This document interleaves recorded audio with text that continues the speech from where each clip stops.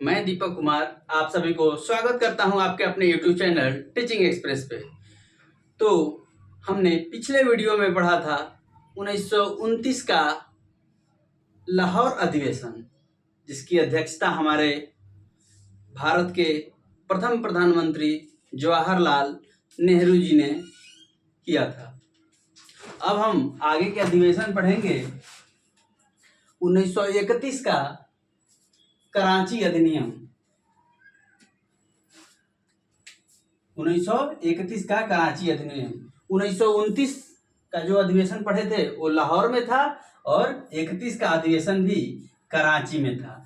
और जो उसके अध्यक्ष थे, 29 के अध्यक्ष हमारे देश के प्रथम प्रधानमंत्री थे और 31 का जो अध्यक्ष थे हमारे देश के उप प्रधानमंत्री और गृह मंत्री वल्लभ भाई पटेल जी थे।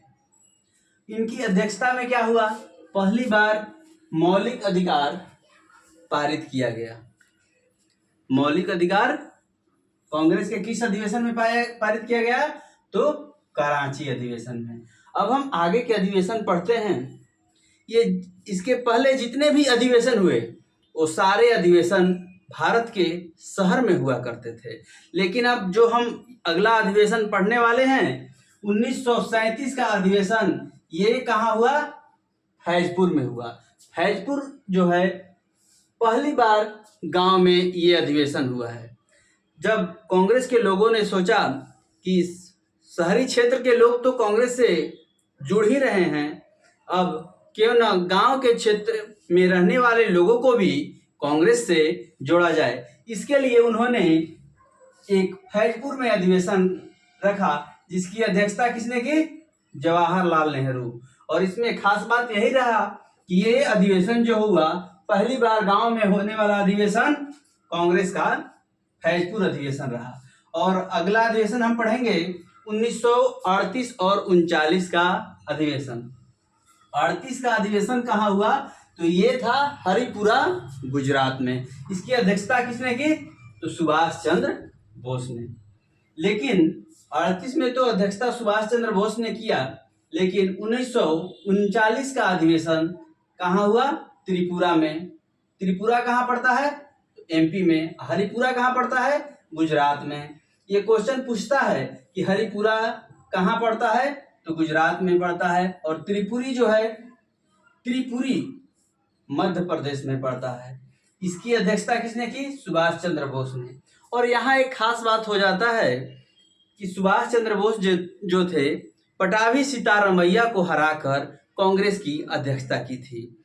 हालांकि जब ये पटाभी सीतारामैया को हराए थे तो इस बात का गांधी जी को काफी दुख हुआ था, क्योंकि गांधी जी चाहते थे कि इस अधिवेशन की अध्यक्षता पटाभी सीतारामैया करे, लेकिन उनको हराकर सुभाष चंद्र बोस जो है कांग्रेस के अध्यक्ष बने। जब ये बात उनको पता चला, इस बात को गांधी जी को काफी तकलीफ हुई है, तो उन्होंने आगे चलकर कांग्रेस की अध्यक्षता से त्याग पत्र दे दिया।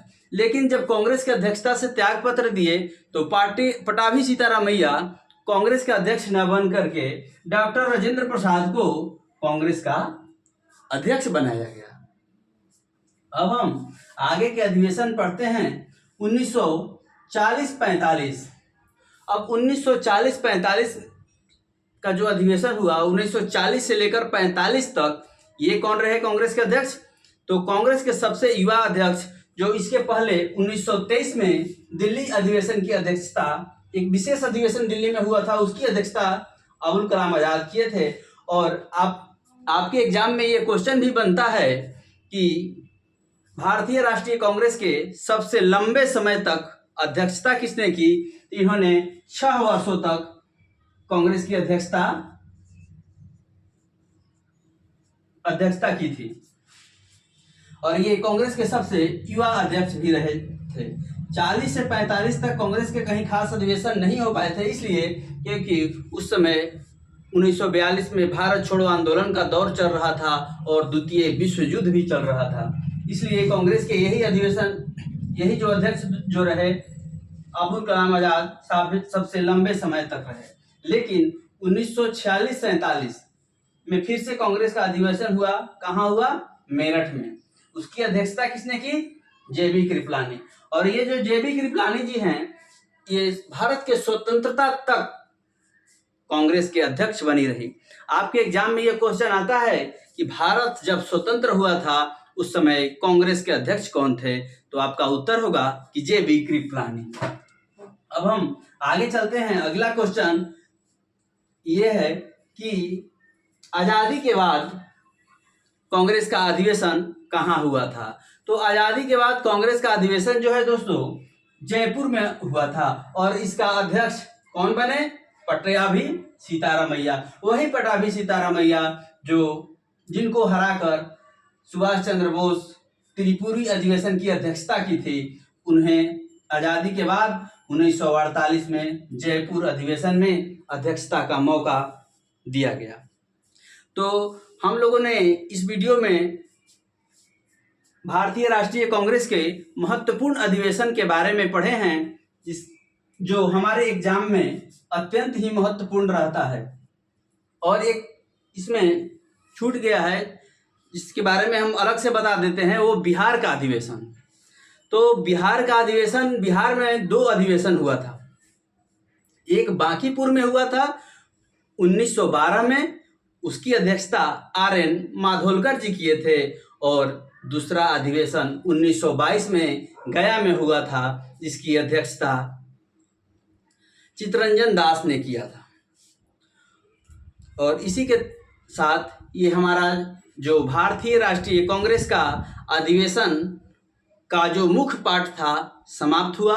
अब हम अगले वीडियो में आप लोगों के लिए ऐसे ही महत्वपूर्ण टॉपिक जो आप सभी के लिए लाइफ चेंजर साबित हो सकती है, उस तरह के वीडियो मैं लाने का कोशिश करता रहूँगा। आप सभी को हमारे वीडियो देखने के लिए बहुत बहुत धन्यवाद। और आप हमारे चैनल पर बने रहें। आप हमारे चैनल पर नए हैं तो हमारे चैनल को सब्सक्राइब करें, लाइक करें और जो भी क्वेरी है उसका कमेंट करें। Thank you very much.